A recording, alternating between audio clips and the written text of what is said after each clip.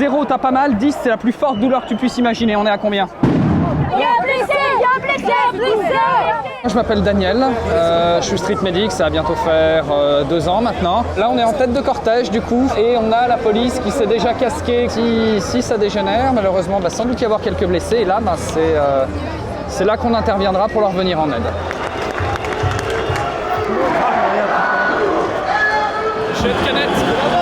Je suis professeur, je suis en grève également pour la réforme des retraites. Je vais à ces manifestations-là et tant qu'à faire, j'y vais en tant que street medic. À force de voir de plus en plus de personnes se faire blesser, c'était juste après la loi travail, je me suis dit que j'avais pas envie de rester les bras croisés à juste les regarder s'en prendre plein la gueule et que une bonne idée ce serait de venir avec une trousse de secours en manifestation et c'est comme ça que j'ai commencé. C'est un machin qui crame ça là-bas. On réavance un peu.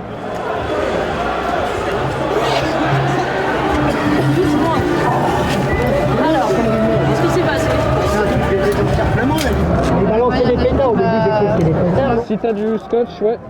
On va trouver un certain nombre de collègues qui sont chez les pompiers, qui sont, comme moi, dans une association de sécurité civile. Également, on va trouver du personnel hospitalier, des infirmiers, certains médecins aussi, des aides-soignants. Après, on trouve aussi quelques personnes qui ont peu de formation, peu de formation, on va dire, officielle, peu de diplôme. Mais voilà, il y a besoin de tout.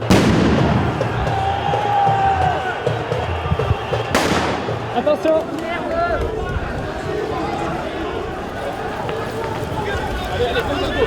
Pas.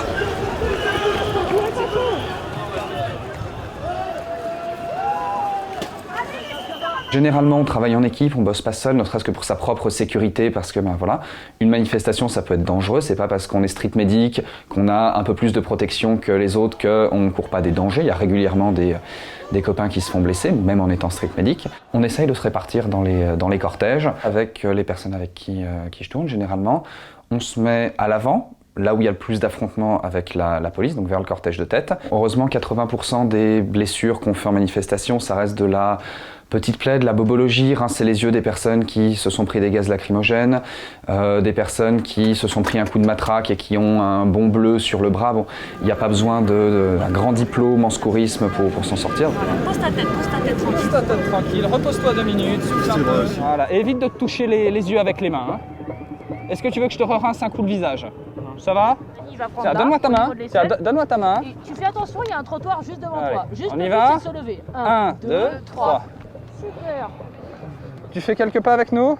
Ensuite, il y a, hélas, on va dire 10-20%, c'est dur à quantifier, de blessures beaucoup plus graves. Le maintien de l'ordre et les actions policières peuvent créer un certain nombre de blessures assez graves, que ce soit notamment les blessures à la tête qui sont de plus en plus nombreuses. Un choc à la tête, ça peut toujours potentiellement être grave, c'est-à-dire qu'on va systématiquement vérifier s'il n'y a pas des signes de traumatisme crânien. S'il y a un signe de traumatisme crânien, on prévient les pompiers et on fait évacuer. Quand tu bouges pas ton bras, 0 t'as pas mal, 10 c'est la plus forte douleur que tu puisses imaginer. On est à combien? Sans bouger là. Je faisais pas attention, ils m'ont perdu par derrière. D'accord. Et je me suis étalé tout mon long. Tout le long, d'accord. Avec le bras en avant. Je sais pas si c'est déboîté, mais. Je vais palper doucement. Déboîté. Et tu me dis si je te fais mal. Déboîté, mais honnêtement, non. C'est là en fait. Il y a une blessure à la tête. Est-ce que tu as une poche de glace? Loïc, il y a une blessure à la tête, tu vas avec la dame? Vous y allez ensemble? J'arrive. Je suis un médecin généraliste. On va déjà te mettre du froid. Je te laisse le glisser sous ton pull là où t'as mal. Surveille derrière. J'ai un monsieur qui a sans doute l'épaule déboîtée, il y a une déformation au niveau de l'épaule gauche. On est devant le lycée Arago, place de la Nation à Paris. Je vous remercie. Il y a un blessé, il y a un blessé, il y a un blessé.